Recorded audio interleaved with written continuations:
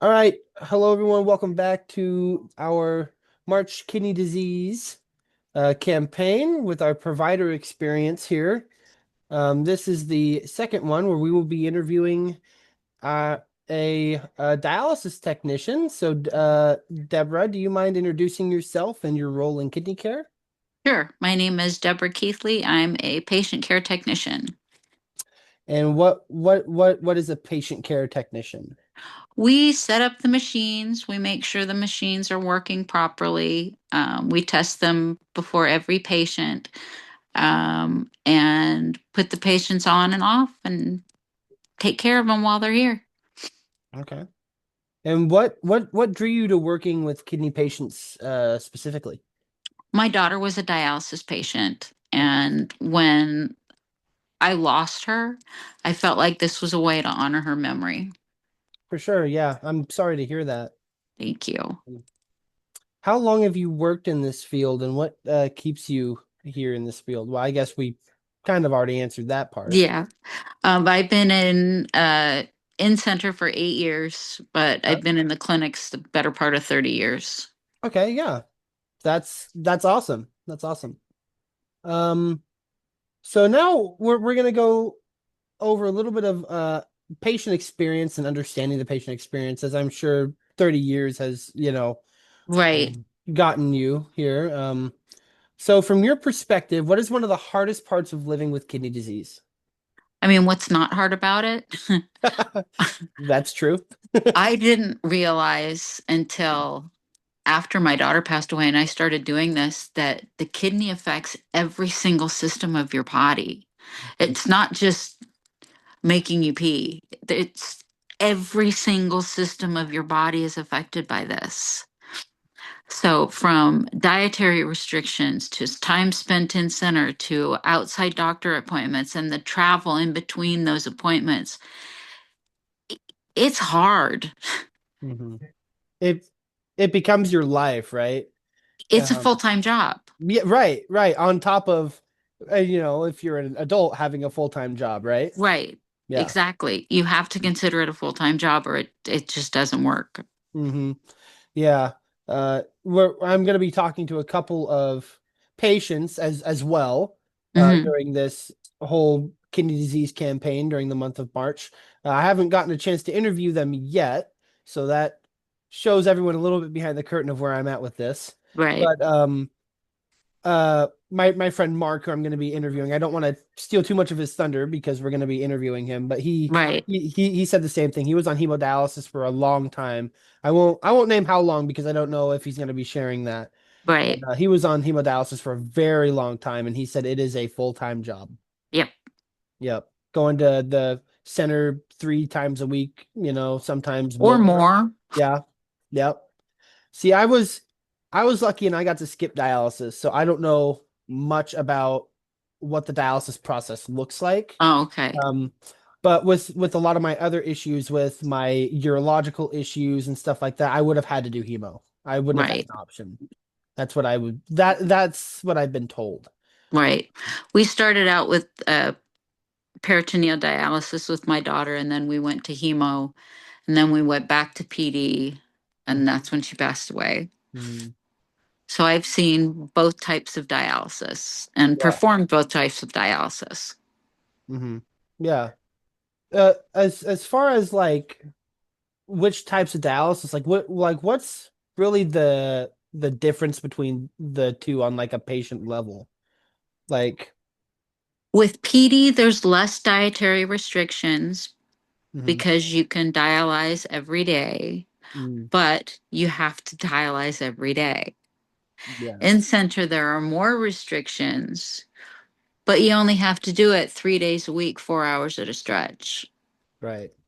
And then with PD, where are you going to keep the supplies? Do you have a room to do that in?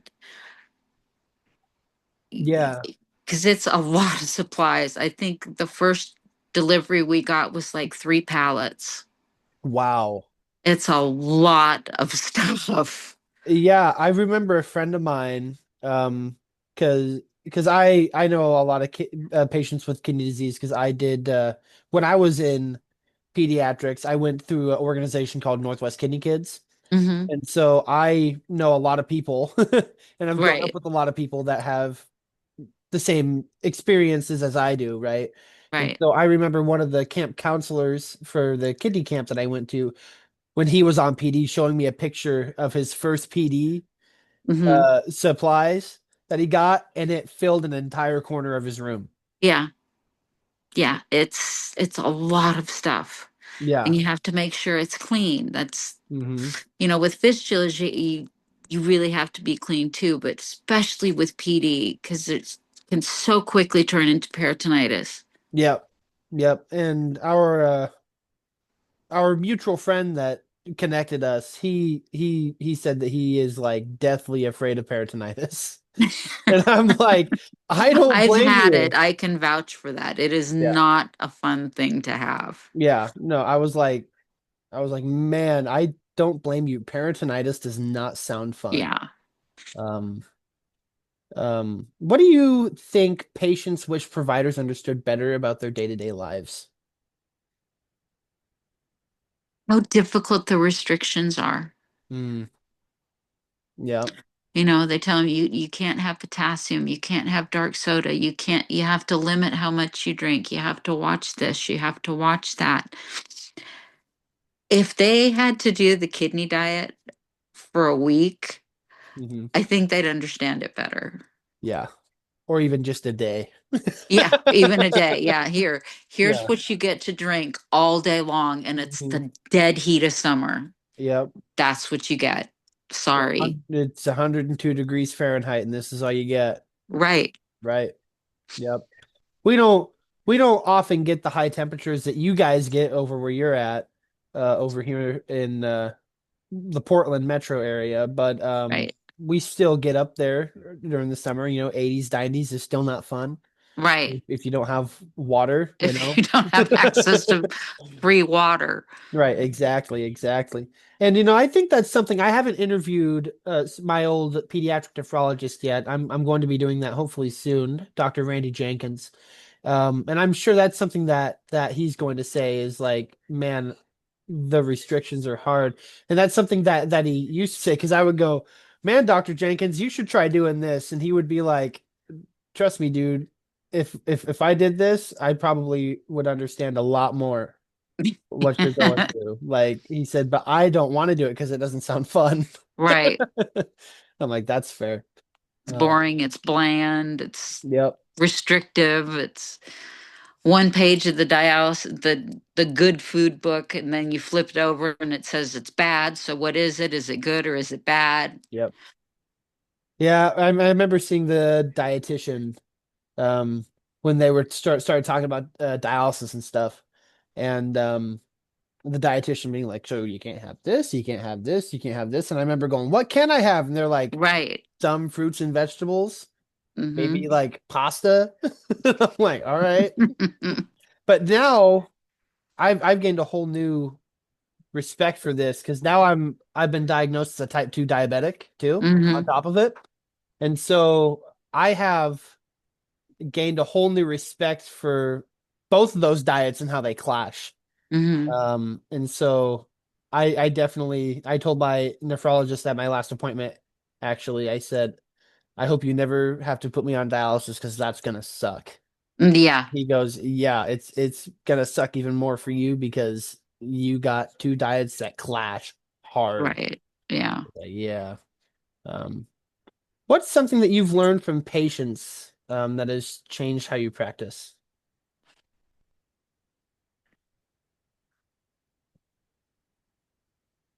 Probably that no matter what you're going through, somebody's rooting for you, you Mhm. know. I try to be that cheerleader, and I've learned it from them, cheering each other on. You become a family in this clinic, and somebody doesn't show up and they start asking, where's so and so? Where's so and so? Why aren't they here? You're like, HIPAA can't tell you. Right.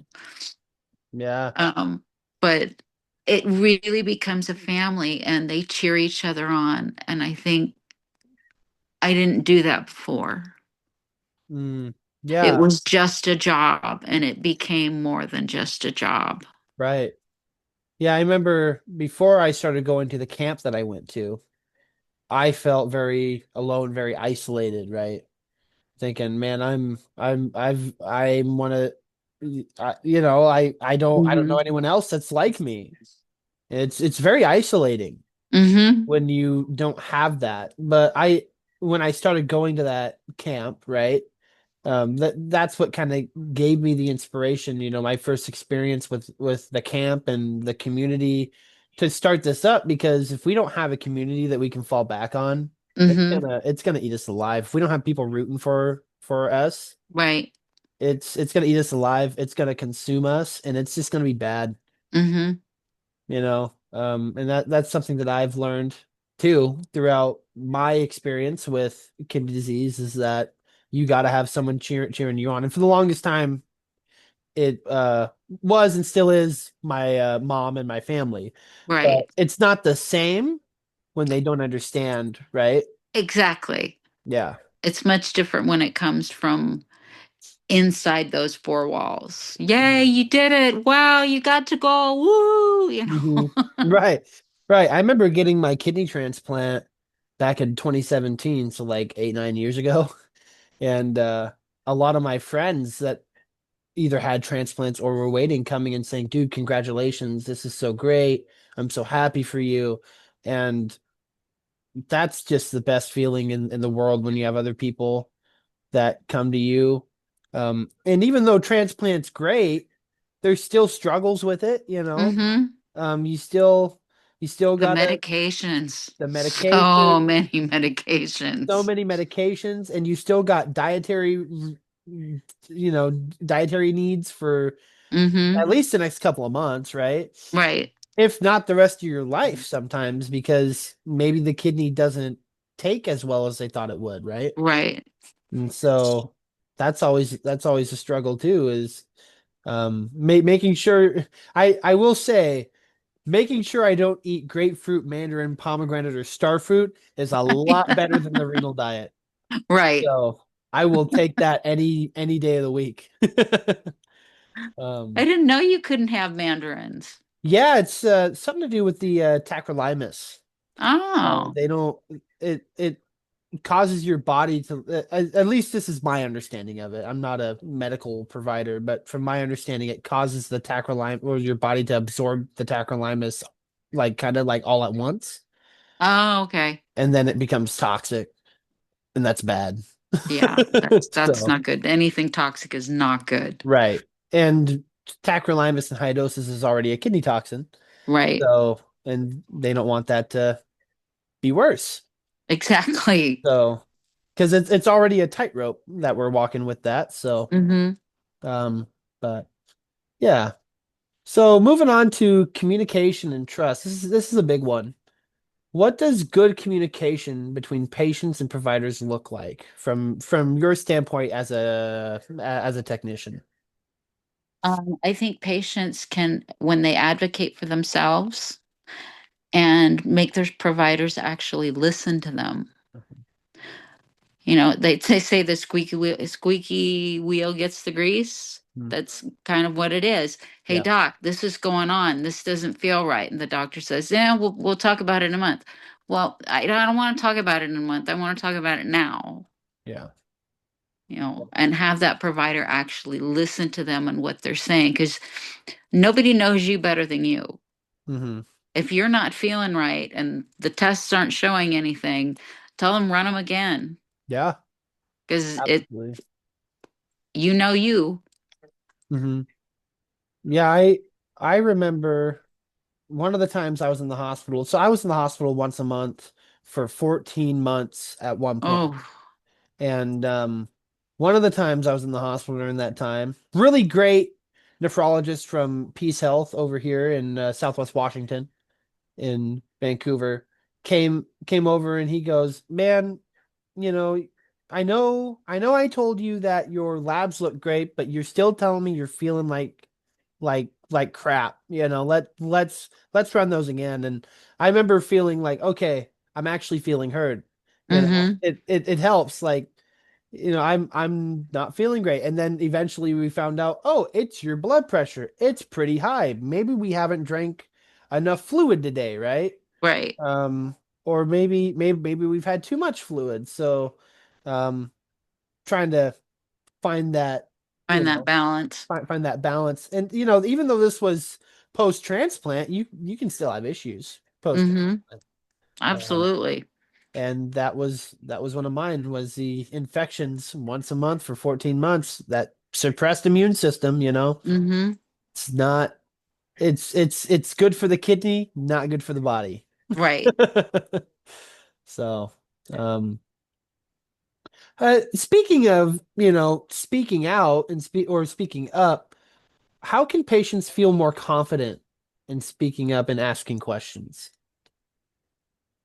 That's a tough one because I'm not very confident in speaking up or asking questions. Um, I think it goes maybe to that cheering on where because they talk to each other about what's going on. Hmm. So somebody will say, "Well, you need to tell the doctor about that." And when the doctor comes by, they say, "Hey, don't forget to tell the doctor that you said this." Hmm. Yeah, that's definitely helpful. You Uh-huh. know, I didn't do any time on dialysis, but after my transplant, about 5 years in, I went into rejection. And Oh, okay. so I was in the hospital for like a week with that, but then they had to do more treatments, but they wanted to discharge me, right? So I would do the treatments outpatient. And I got to actually go sit in and do my infusion in a cancer center, Mm-hmm. and it's very similar. Yes, it And we're is. yeah, where they're like, hey, you said you weren't feeling too great today. You should probably tell your doctor that when you Right. go and see your doctor today. Because they're in there pretty much on, I mean, chemo and dialysis, it's kind of like you're in there consistently, right? Like all the Mm-hmm. time. And so you get to know one another when you're in there, right? Right. And so I remember hearing one cancer patient say to another one, hey, like, don't forget when you see your doctor tomorrow to tell Right. them that you're feeling this. And that definitely I could see where that would help, where Mm-hmm. you're giving constant reinforcement and well, Right. positive reinforcement, And if, you know, especially if it's coming from somebody that does do that, that yeah, does speak someone up who for gets it. themselves. Yeah. Yeah, for sure. Someone who gets it too. Mm-hmm. Um, like, hey, I get it. That's not normal. You should probably go and talk to someone about that. Right. Yeah. Even when they tell me I'm feeling like this today, I'm feeling like that today, I'll tell them, okay, well, doctor's doing rounds today. Why don't you mention that when he's here? And then when the doctor comes around, I'll kind of whisper to them, so and so says this, she's feeling like this today. So when he goes up, he'll say, so I understand that this is how you're feeling today. Yeah. Well, it helps having a provider that listens to you too. And Mm-hmm. not all providers are good at that. Not not all providers are equal, right? Some are Right. really good at certain things and really poor at this, and then others are really good at this and really poor at this, right? Right.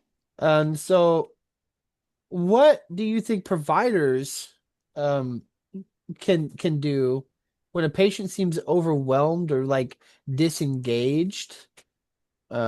Or maybe or struggling to ask questions. Like, what do you think providers can do with that?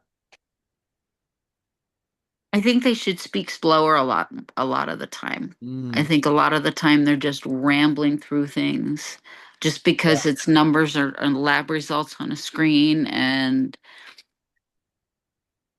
if they could slow down a little bit and explain what those numbers mean to people.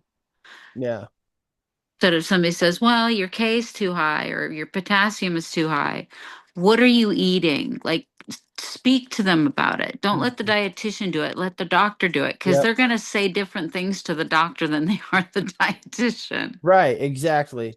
Yeah, and that's something I really appreciated about Dr. Jenkins is that um he always talked to me and said, "Hey, what are you eating?"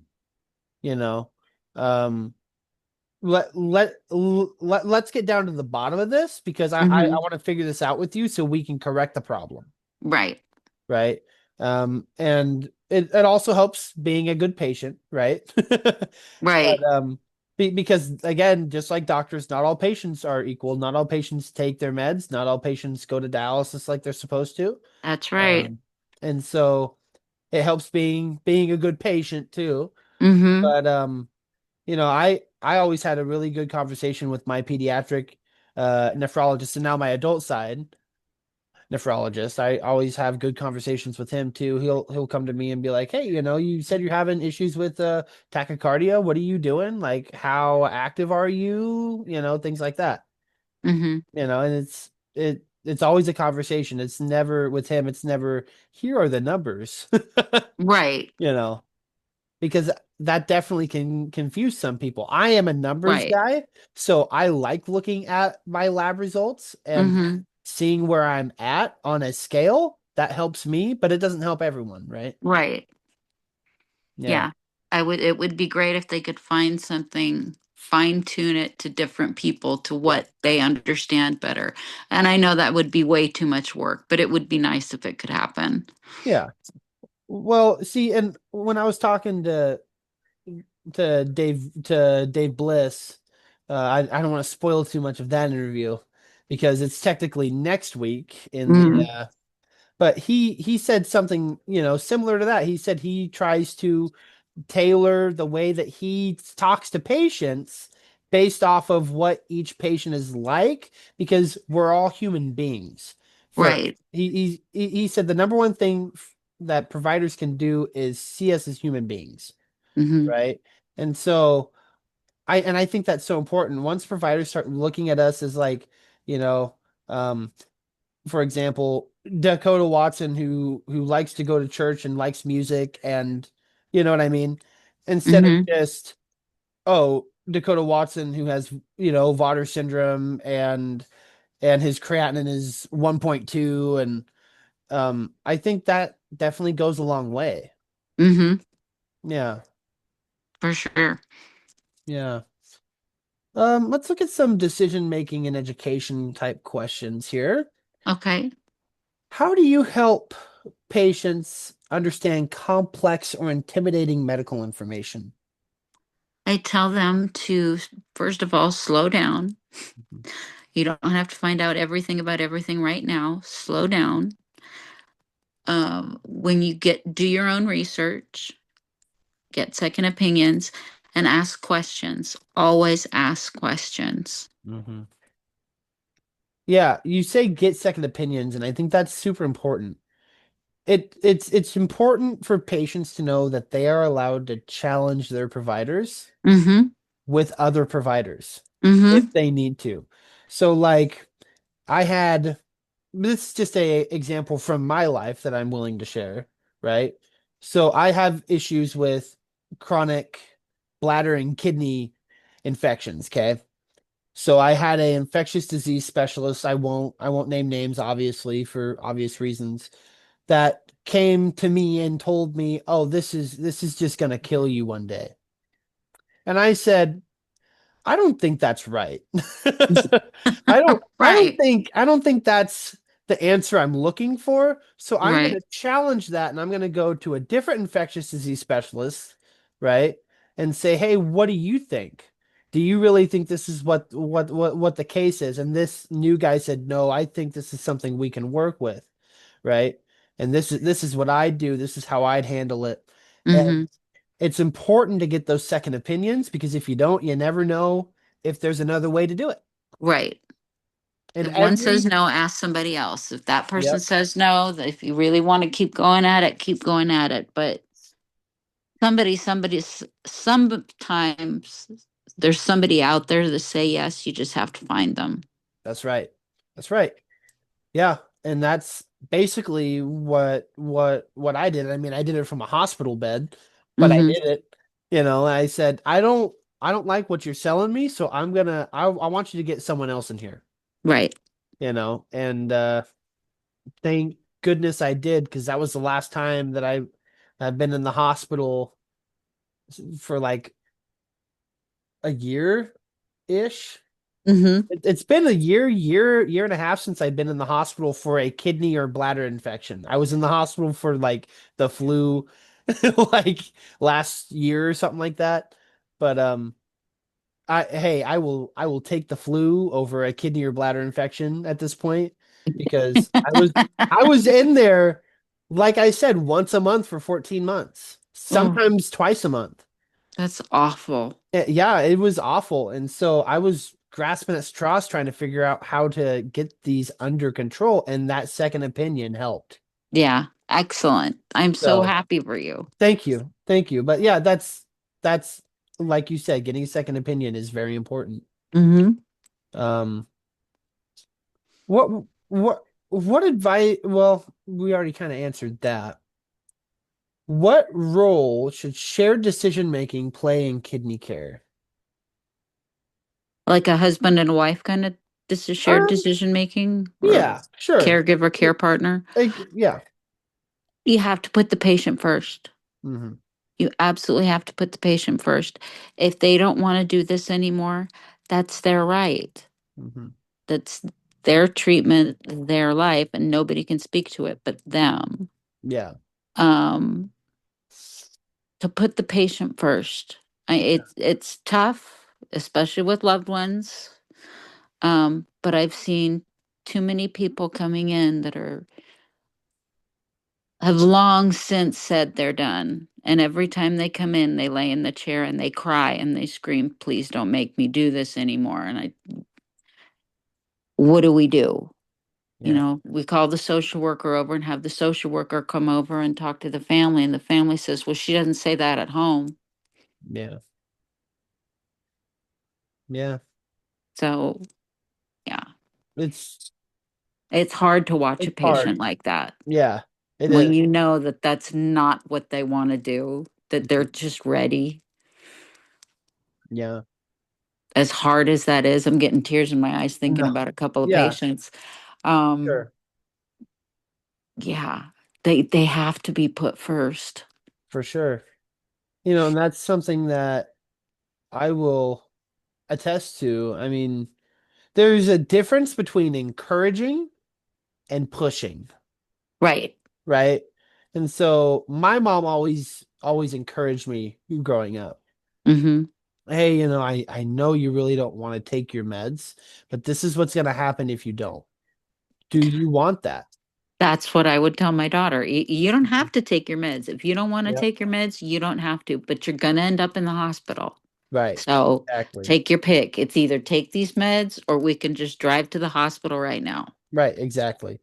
And so that's something that my mom always did. It was never, oh, you have to do this, you have to do this, you have to. Maybe it was you have to do this if you want this outcome, but Mm-hmm. it wasn't ever push, push, push, push, push. It Right. was always, hey, this is what you have to do if you want a good outcome, you know. Exactly. And unfortunately, there and I understand, I have a friend that was on hemodialysis for 15 years. And A long time. he said, you know what? There were days where I just wanted to be done. Yeah. And I'm like, I said, I don't blame you. Yeah. That sounds horrible to Mm-hmm. sit in a chair 3 days a week for 15 years. That sounds like Mm-hmm. not my idea of a good Friday night, Right. you know? Um, and, but he persevered through it and got his third kidney transplant. So, That's great. yeah, I was like when he That's got really when great. he got his transplant, I was like, "Oh my goodness, you waited so long, man, but you did it. You ran the marathon, right? Mm-hmm. And you were in it for the long haul and you finally got it and your time came." So, Yeah. and Yeah. that's something important to remember too when I feel like when working with patients that are on a waiting list is like your time's coming. Mm-hmm. Even if you don't feel like it is right now, your time's coming. And I like that they tell you that it's coming, that Mhm. you're moving up the list. It's Yep. coming. Yep. Yeah. I was always told I didn't wait very long on the list. On the list. I waited 5 months and a day. Wow.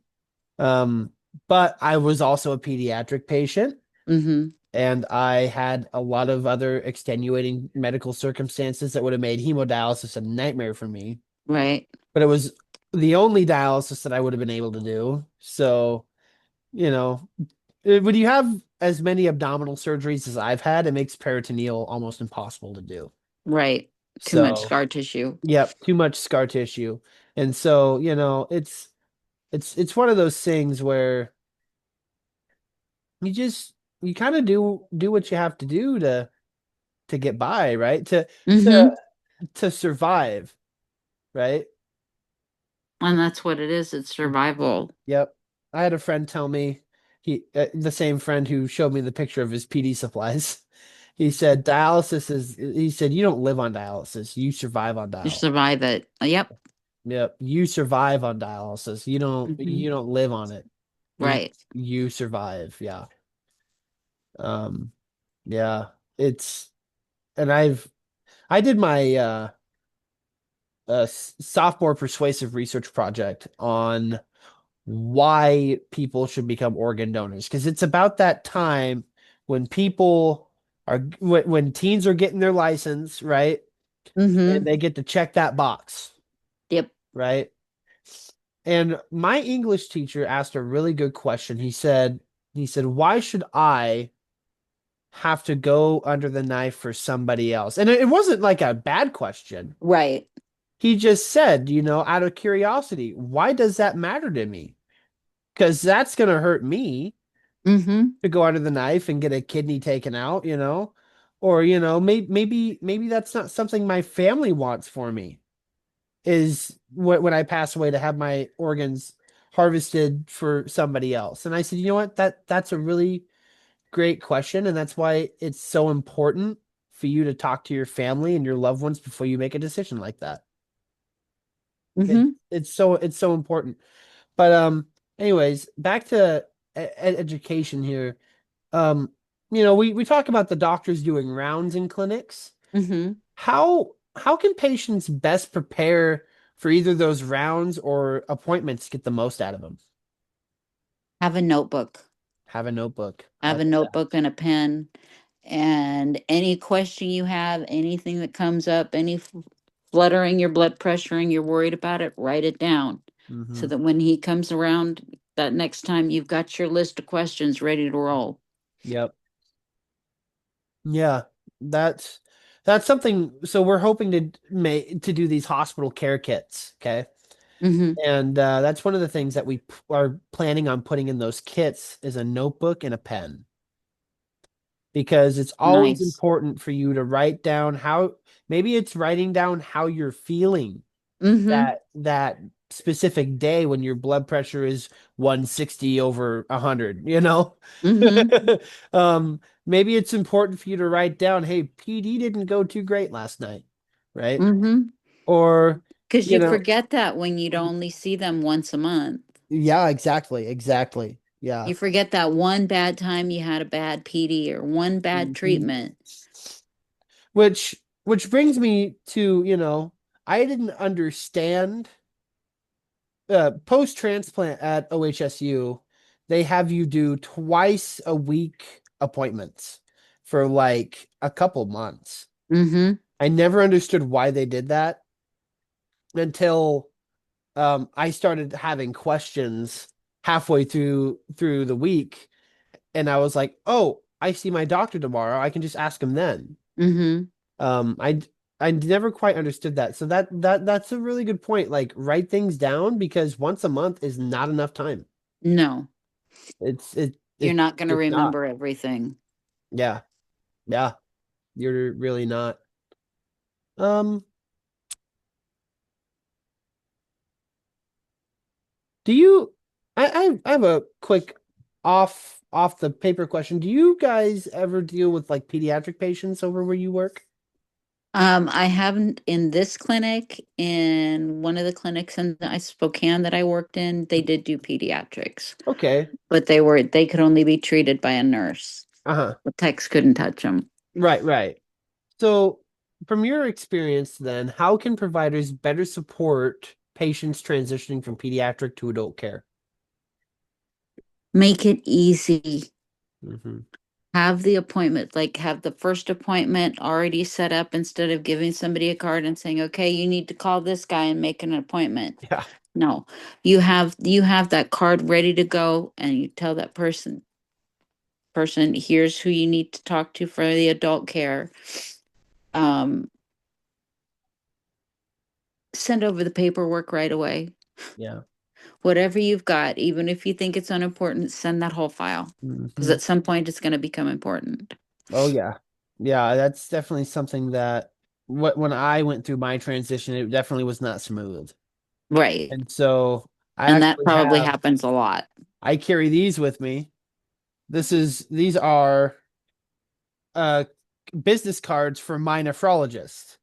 And so I carry these with me when I go to like Northwest Kidney Kids events Uh-huh.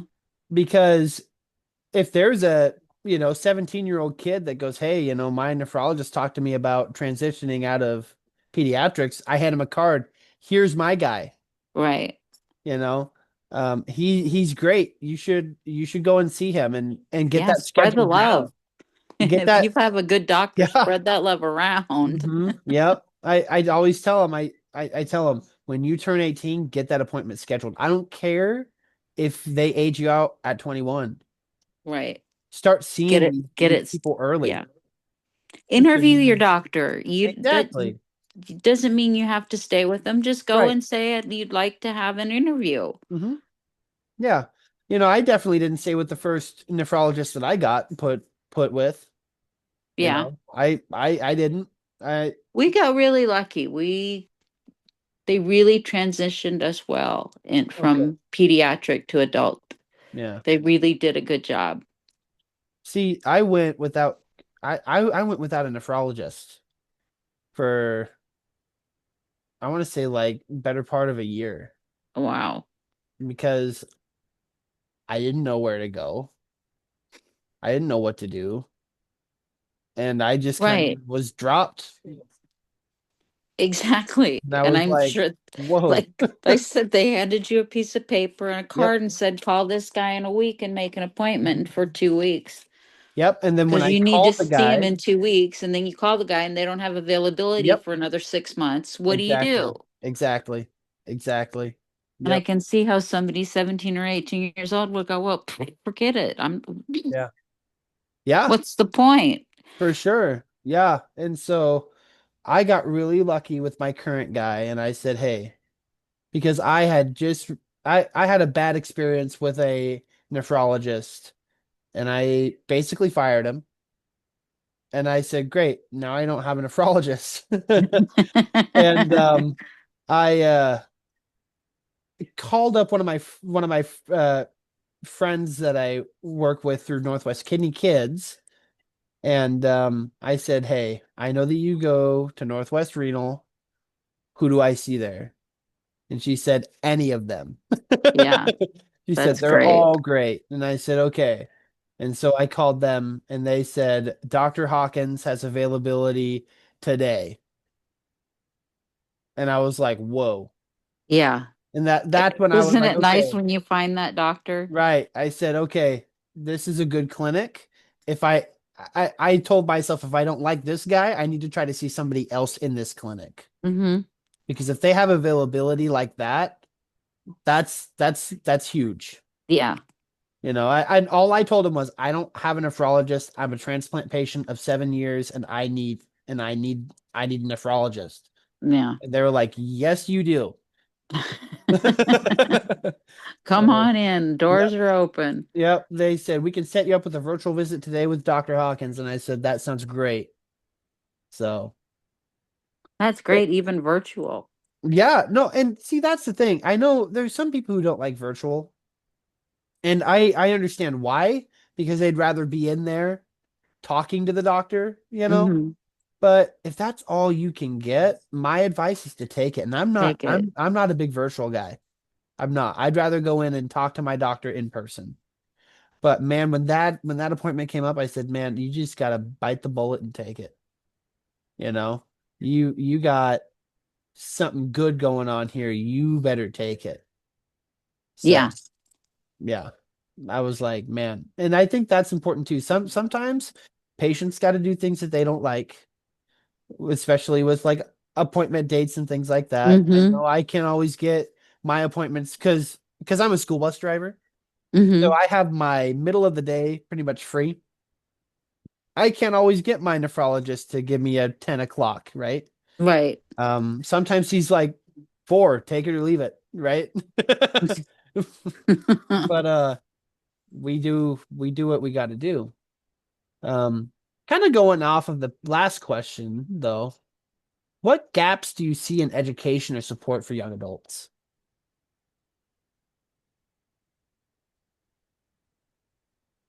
A lot of the times these kids they're kids that don't really have a support system. Mm, They're where they're aging out of from peds to young adults hmm. to adult care. Um, and they don't really have a support system. Yeah, So we need to find that for them I somehow, some completely way. I completely agree. Yeah. I had my Northwest Kidney kids, right, that I hung out with. But when you become an adult, it becomes different. Right. Try talking to a 9-year-old about transitioning from pediatric to adult care. Right. They wouldn't get it. Right. Or try talking to someone in their 30s that just got diagnosed about transitioning from pediatric to adult care. Right. They also don't get it, Right. right? And so what we want to try to provide is that community of people who get it that say, "Hey, I understand. Here's how I did it. It might work for you, it might not, but But this what have you got guy to lose? over here has also done it, and so is this guy over here, and we're all here for you." Right. Yeah. That's the whole point of what we're trying to start here with Northwest Kidney Connection, right? So, what helps young patients stay engaged in their care? This is a big one because I feel like teens and young adults aren't always great about doing what they're supposed to. No, compliance is not a big one. Right. Not a Um, strong suit of young people. right. And I think if they can see or feel what's happening to them and see results, like, I'm not feeling really good today. Oh, I'm 3 kilos over. And Mm, then come in and maybe be only 1 kilo over and see how different they feel. yep. I think that's important for them. Seeing results. Right. Yeah. I think if you So don't, and we're in instant gratification society. we are. So it's a lot easier for them to lose, you know, 2 pounds, which is 1 kilo, because they can get it sucked off. Mhm. Yeah. Um, but it's easy if they can see the results, see how much different they feel. Oh, wow, I had 3 kilos on when I got in, but I only have 1 kilo on now. Wow, I feel Right. so much better. Yeah. Yeah. And for for the people that have never experienced dialysis, sometimes it's, you know, man, I took my blood pressure medication today and I didn't yesterday, and I feel a lot Right. better today. Right? Right. I mean, that's somehow that's sometimes what it is, or maybe it's for like transplant. Oh, in I was in a rejection. I was at a 1.8 and I started to feel like I did before transplant, and now I'm at 1.2, Right. right? And I feel so much better, Yeah. right? Yeah. Yeah. And That's it's where the pretty numbers can quick. be helpful. Yeah. Yeah. And yes, it is very quick. It's super quick.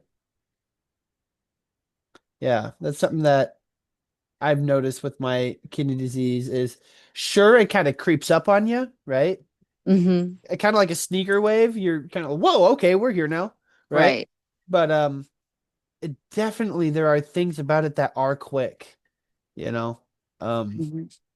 for sure. So let's look at some mental health questions here Okay. because that's a big part of being a kidney patient, right? It Our is. mental health is not always the greatest, and No.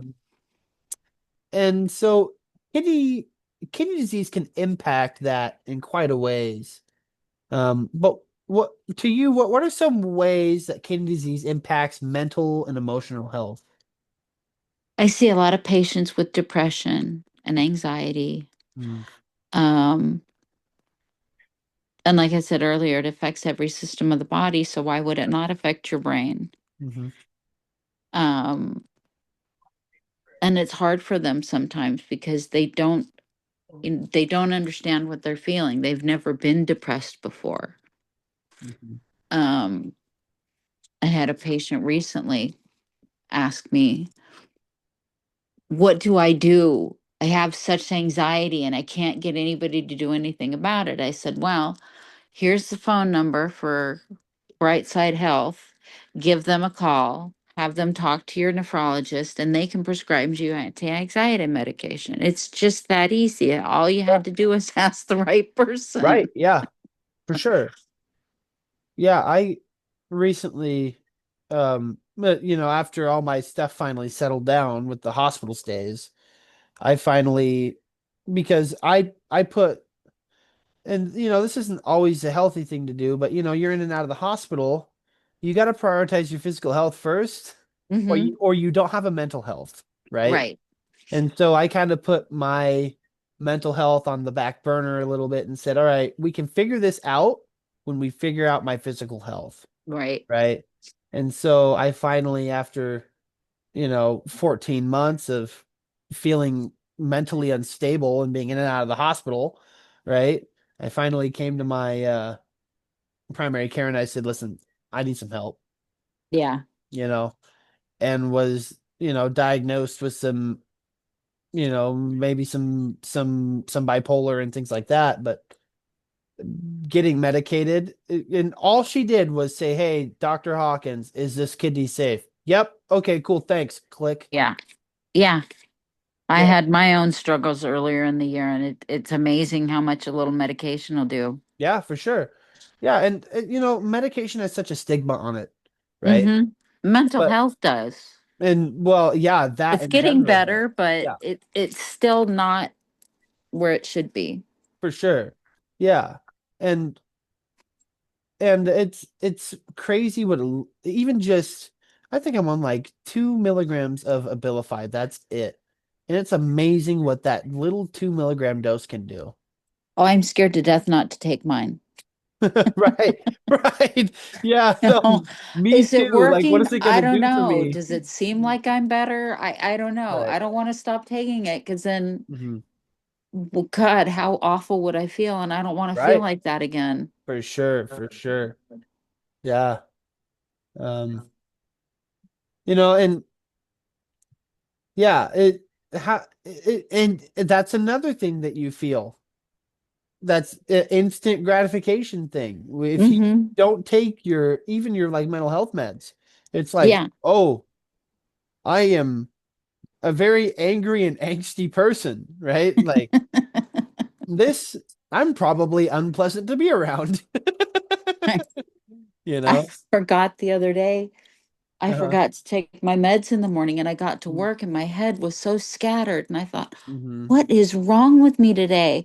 And I come home and I look on the bedside table and there's all my morning meds. And there they are. Yep. Right, right. Now that's one thing that transplant patients can't do. Yeah. Oh, there, those meds are on the bedside table. That's not good. You, Right. yeah, That's like, hey, I'm calling my nephrologist now and seeing what I need to do to get right with right. them. Yeah. Exactly. How can medical teams better support emotional well-being? I think a lot of practitioners need to have a little bit of bedside manner, Hmm. I and agree. not be so clinical all the time. Mm.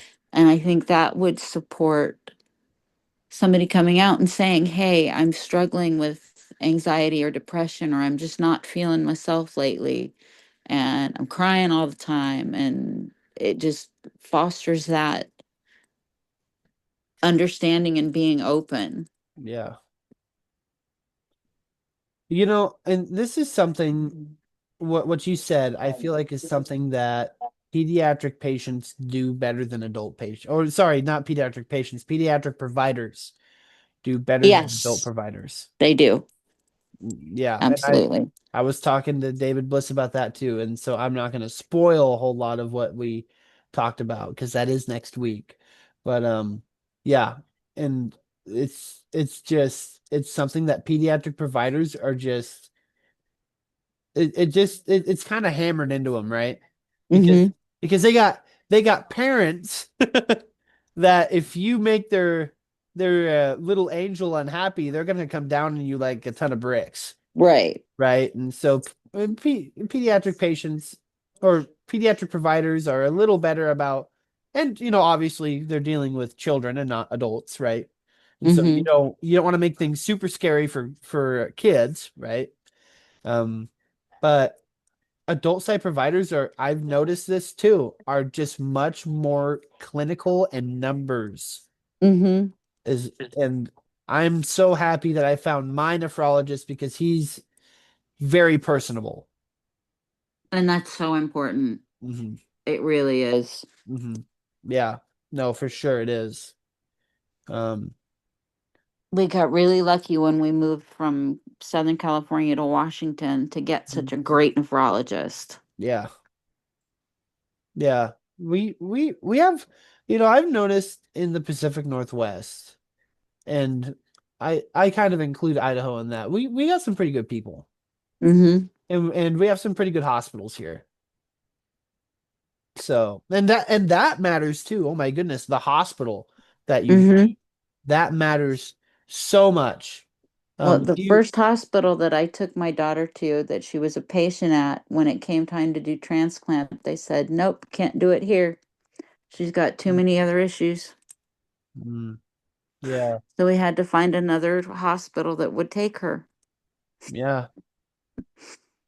I got lucky with Dornbecker for sure. I got really lucky with that because I my transplant surgeon, Dr. Royer, I think he's on the East Coast now. Mm-hmm. But he said, you do have a lot of issues, but I think I can manage this. With a couple of phone calls to people who have done a lot of surgery on you, I think this is something that I can manage. Yeah. You know, and sometimes that's all it takes. Um, when I had my appendectomy, that was a fiasco for me when I was in the eighth grade. Um, the surgeon that I had was like, "Well, I've never done surgery on you, and you're very complex." Like internally, you're really Mm-hmm. complex. I don't know if you know much about Vater syndrome, but there's like a lot of domino effect type issues that come along with it. Vater's is a acronym, and the R stands for renal, so that's how I got the kidney disease. Got it. But they were like, "You're so complex in there. I don't think we can do surgery. I cannot pull it. We're just gonna have to treat it with antibiotics."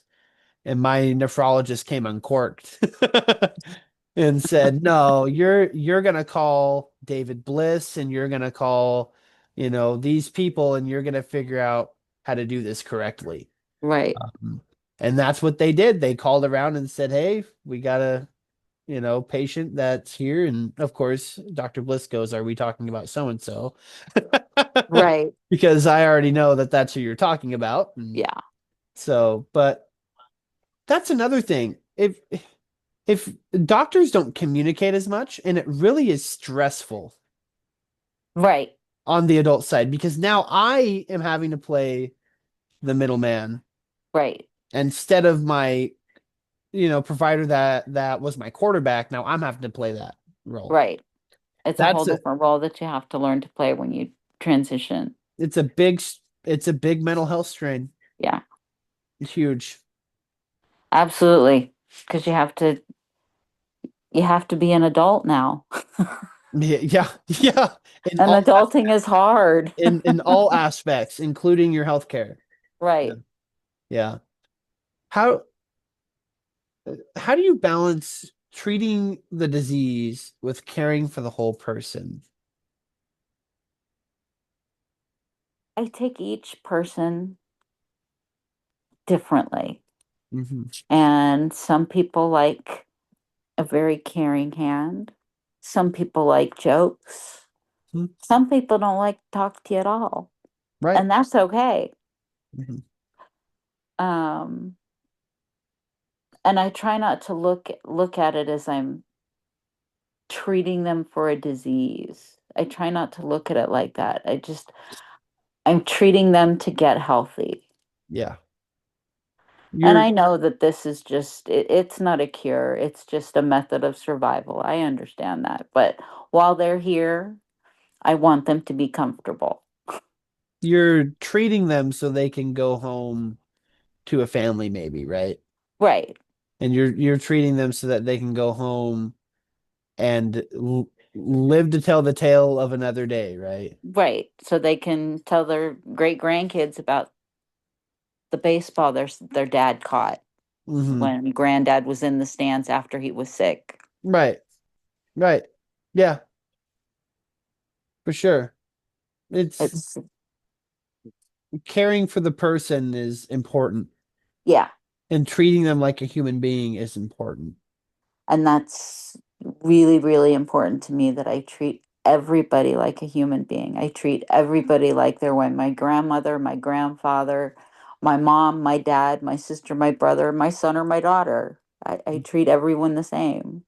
Yeah. I Well, have that's patients tell me, "You spoil me." I said, "Yeah, that's right, because I don't, who else is going to?" yeah. Well, it's not just that the patient that you are treating is somebody's son or daughter, right? Mm-hmm. And so, being able to you got to ask yourself, like how would I want someone to treat How would I want my family my member right, treated? exactly, my family member treated exactly. And I think, yeah, that's a question we have to ask ourselves too with our nonprofit. How would we Mm-hmm. want, and a lot of us do have experience with kidney disease on our board. In fact, all of us do. But it's how number one for me, the question is how would I want to be treated in this Mm-hmm. situation? For my dad who's on the board, it might be how would I want people to treat my son? Right. And for, Phil, who's on our board, it's how would I want someone to treat my wife, Mm-hmm. right? And so that's such an important question to ask anywhere that you're working with any sort of group of whether it's kidney patients or cancer patients or Alzheimer's patients, right? Mm-hmm. Yeah. Let's look at some fun uh access and system barrier questions Okay. because there are plenty of those, right? Yes. What barriers do patients most often face in accessing care or resources? Time. They Time, don't have time time. Yeah. because, like, as we said earlier, this is a full-time job. I used to say all the time that my daughter needed her own personal secretary to keep all her appointments together Right. because it was ridiculous. Yeah. And for someone with multiple health conditions, Mm-hmm. with my That can daughters, be a lot. oh my goodness. Yeah, I see. Let's see. I'm willing to share, obviously, but I see my primary care. I got two urology offices that I see. I see a pediatric one and an adult one. So we're counting on fingers now, I guess. I have like a colorectal surgeon that I have to see. And then I have a nephrologist, obviously. And then I have an infectious disease specialist and I have a cardiologist. That's already seven different people I have to coordinate care with. And on top of that, you have, because I have to catheterize and stuff, I have to supply people and the other pharmacy that I have to keep in touch with as well. Yeah, it's So a lot. it's it's it's nine different phone numbers, Oh, and you we can't know. forget the dentist, Oh, that's right. You can't forget them or even the dermatologist too, right? because after transplant, your risk for skin cancer goes up, right? Yes. And so they Yes. have you see a dermatologist, and even Mm-hmm. for me as like, oh, the endocrinologist for me because I'm a diabetic, and on top Right. of that, it's the eye doctor because I have to get yearly diabetic eye exams, right?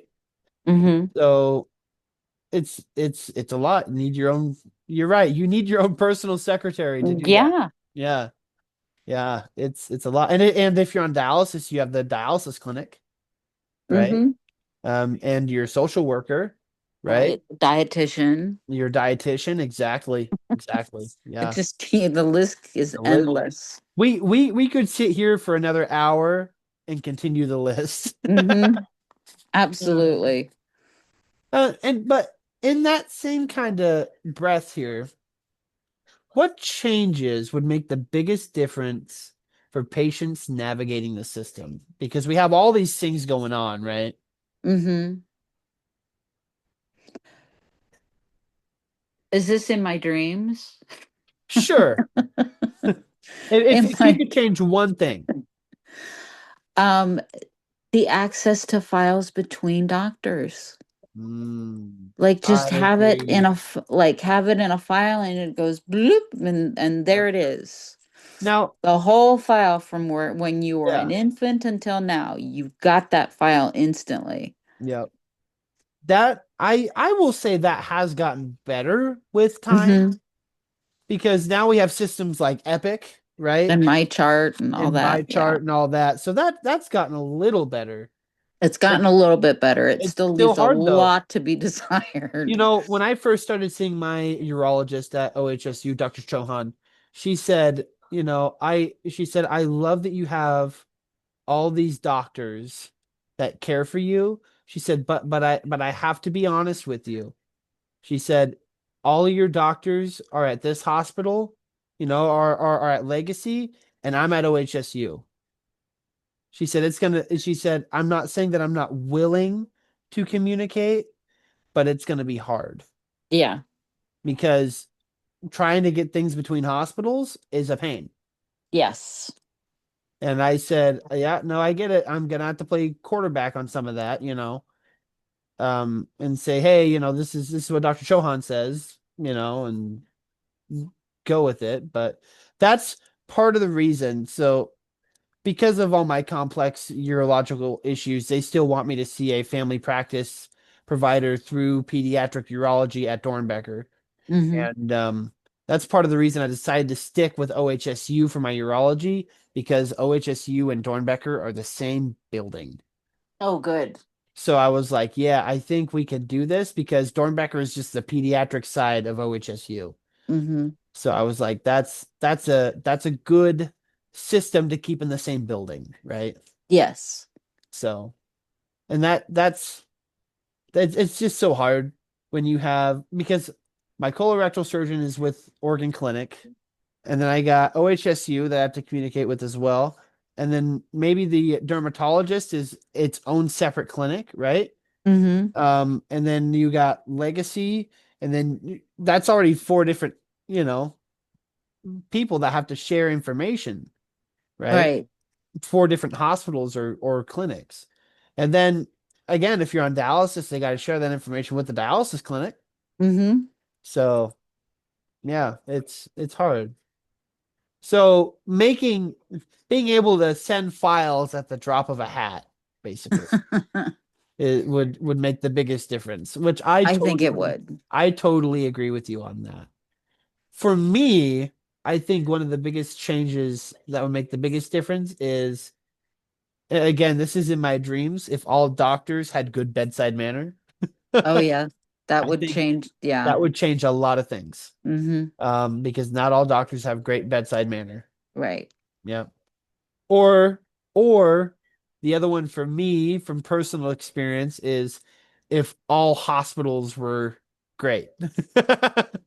Yeah. Not all hospitals are the Not same. us, not all hospitals. They are not built the same. They are No, not. they're not. If all hospitals were like amazing and awesome, that would be great. And had really good kidney food. And had really good, right, right, exactly, exactly. Although we Yeah. were, Chelsea and I were at Providence St. Pete's there in Olympia. Okay. and we got stuck there for the first 6 months we were in Washington because she couldn't get her out of the hospital. Uh, Um, they had a really good kidney diet there. that's They good. had some butter basted cod.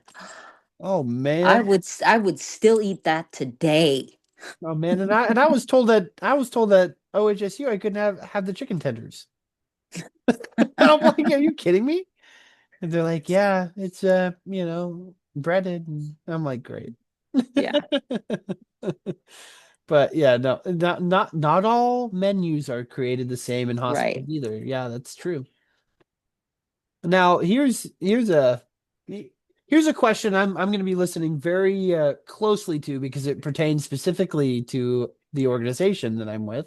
Hmm. But it says, how can community organizations help fill gaps that clinics can't?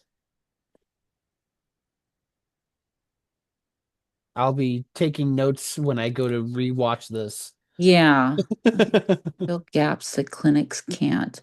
Um, well, I know a lot of our patients need wheelchairs, Hmm. but for whatever reason can't get one. Hmm. So I would say things like durable medical equipment, wheelchairs, walkers, bath chairs, that kind of stuff. Yeah, helping Because we provide can't do life. that for them. Yeah. Okay. Yeah, so helping provide them with supplies that they need Right. for Just for their medical care. general daily activities of Yeah. living. Yeah, for sure. Yeah, I know having access to those kinds of things is not always easy to get, No, even in a hospital. exactly. I remember one time I was laying in my hospital bed during one of my times I was in the hospital for that 14 months and hearing a all call over the intercom for wheelchairs in the ER. They were like, "We have ran out of wheelchairs in the ER. If you have wheelchairs, please bring us wheelchairs. Yeah. Thank you." And I'm like, "Wow, that's a precious commodity." Right. Yeah, that's definitely something that is needed. Um, so a couple more questions and then we'll close out here. Okay. Um, why is community support why is community support sorry. Oh my goodness. My brain just shut off. It's getting late in the day. I know. Why is community support important alongside medical care?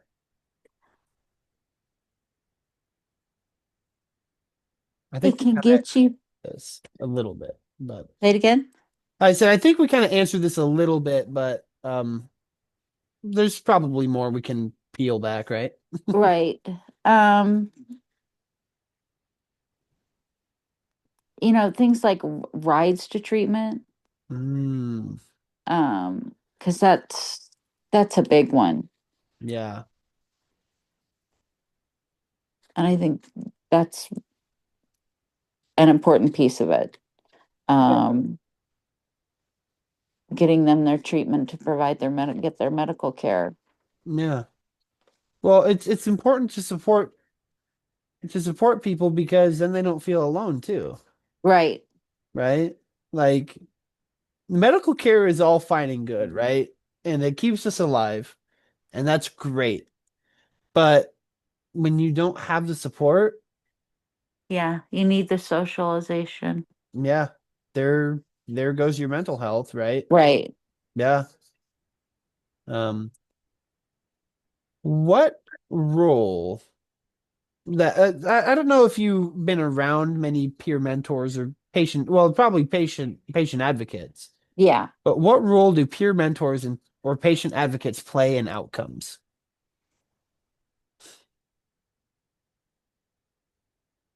Depends if your patient advocate is good. Mm, yeah. Um, but because some of them will really fight. They will really fight for you. Hmm. Another of them will say, "Well, we got to know, so I guess that's it. On to the next one." Yeah. Um, yeah, we got really lucky with one of our patient advocates. They wanted to discharge Chelsea, and I said, as we were talking earlier, I said she's not right. What do you mean she's not right? I said, well, The child that's in there asleep, that has been asleep for the last 15 hours, is not my child. My child is not or normally up and around and walking around this hospital unit, sitting with the nurses in the nurses station drinking coffee. Right. Yeah. So they said, well, it's a degenerative disease. I said, I understand it's degenerative, but not 2 days. Hmm. It's over a lifetime. Right, exactly. And if it's over 2 days, then you haven't done something in the hospital that has helped. Right. Yeah, So clearly there's a problem here. right, exactly. And the patient advocate came out and really helped facilitate that because they wanted to discharge her. And we Yeah. said, no, You said absolutely not. absolutely not. You Mom will said have to no. handcuff me and drag me out because Yep, we are not leaving. that's right. That's right.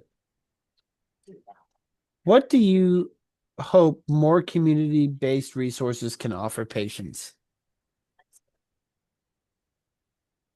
Rights to treatments, help Mhm. with meds, Mm, as we said earlier, durable medical equipment, mhm. um, maybe access to mental health, Yeah, um, just a card in the lobby or something. yeah. Helping them gain access to good people that work in mental health that can help them out. Right. Yeah, for sure. I think, Maybe people that have been on dialysis or that are kidney patients that are now therapists. I mean, what a great idea. yeah, I totally agree.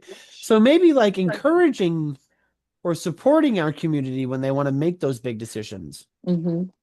Yeah, for sure. Yeah. When they say, "Hey, I was on dialysis and I want to be a nephrologist." Right. Absolutely, that's a great idea. You That's the should do that. first person I would go to. Absolutely. If I like with my issues, if I found out that my kidney doctor had been on dialysis and had been through it, I'd be like, absolutely, I am sticking with. That is my doctor. Yep, that is my doctor because they Hmm. understand what I'm going through. Yep. Yep, for sure.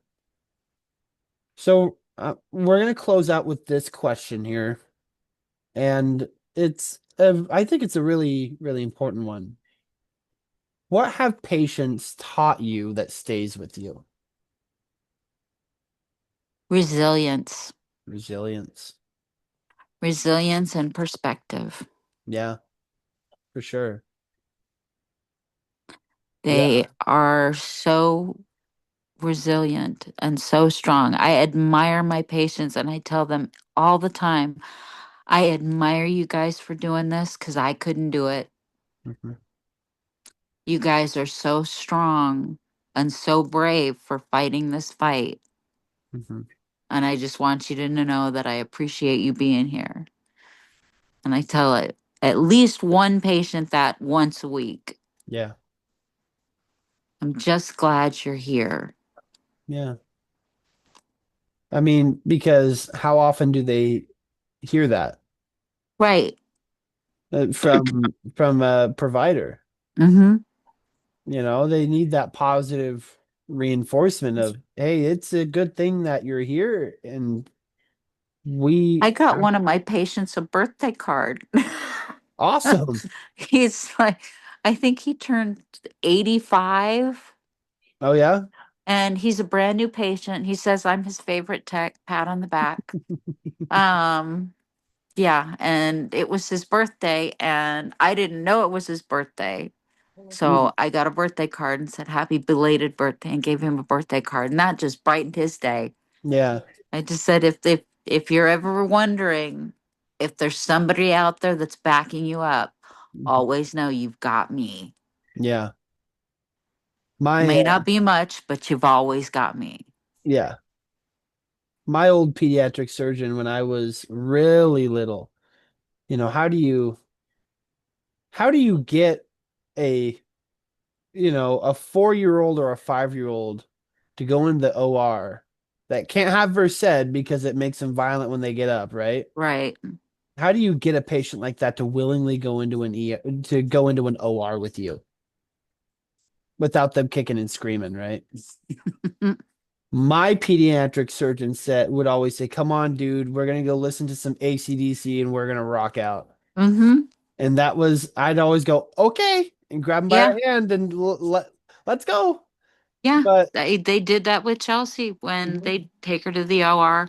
They'd take me right to the edge and they'd say, okay, let's go. And Chelsea would start crying and he'd say, I got princess stuff in there for you. mhm, that's I've right. got you a princess tiara for when you wake up. So let's Mhm, go. yeah, yeah. That's something. Yeah, and that's what teaches resilience is to say, hey, there's always there. This might be hard now, but there's going to be a better outcome if we do this, Mm-hmm. right? There's going to be a better outcome. Yeah. Well, Chelsea was developmentally delayed, and I had to tell her mm, to stop touching her catheter or it'd make her die. If you yeah, touch that, it's going to make you die. yeah. No, that's got to be difficult too. I know a couple of uh, patients through Northwest Kidney Kids that are developmentally delayed, and it's always hard. They're on hemo. Hey, you cannot touch that hemo catheter. Right. Please. Exactly. Hey, friends, let's not do that. I was in the I want to say the second grade group, or was it first grade? And there was this uh, kid from Idaho that was there, and it was like I had to tell him like every 10 seconds, dude, stop swinging that PD catheter around. I am I'm gonna have a stroke if you keep swinging that PD catheter around, man. Like Yeah. I'm gonna have a coronary. Well, we had a couple of stints, one in particular where I was in the kitchen and I hear from the bedroom, Mom, I need some help. Uh-oh. I said, all right, Charles, I'll be there in a minute. A couple minutes later, it was, Mom, I need some help. And I go in and she's holding what I perceive to be spaghetti. Oh. And I got a little bit closer and thought, what does she have? Oh my God, she's got her catheter in her hand. Oh Oh. my God, she's got her catheter in her hand. Chelsea, what happened? She said, I'd take it out. Uh-oh. Oh. Yeah, That that I'd take it reminds out. me of when this is how you know you have a good doctor. And so I remember, well, I don't remember this, but my mom tells me stories of how I told my mom that I ate quarters. I said, I ate quarters. And my mom's like, no, you did not. And I was very adamant. I ate quarters. So of course my mom's freaking out. I'm her first child, right? So she's wigging out, rushes me to the ER. They do an x-ray and Dr. Bliss is laughing hysterically. And my mom's like, this is not funny. My kid just ate quarters. And he goes, no, no, no, Sam, look. And he opens my diaper and they're in my diaper. And my mom's like, why did you do that, dude? And I was like, I want to see Dr. Bliss. I want to see Dr. Bliss. That's great. Dude, high five. Yeah, He's like, I enjoy seeing you too. High five. that's great. What a And great relationship. yeah, and so I mean, that's how you know you got a good doctor is when they're especially in, and that's like a pediatric situation. I Mm-hmm. don't I don't feel like a adult unless they had the developmental delays would do Right. something like that. But like that's how you know you have a good doctor is when you look forward to seeing them. Mm-hmm. And and when your doctor says is able to say you have taught me something. Right. But Yep. anyways, thank you, You're welcome. Deborah, so much for taking the time to chat with me. Sure. Next week, everyone, we're going to be talking to David Bliss, pediatric surgeon in LA. So uh, stay tuned for that. Thank you, everybody, so much for watching, and we will see you next week.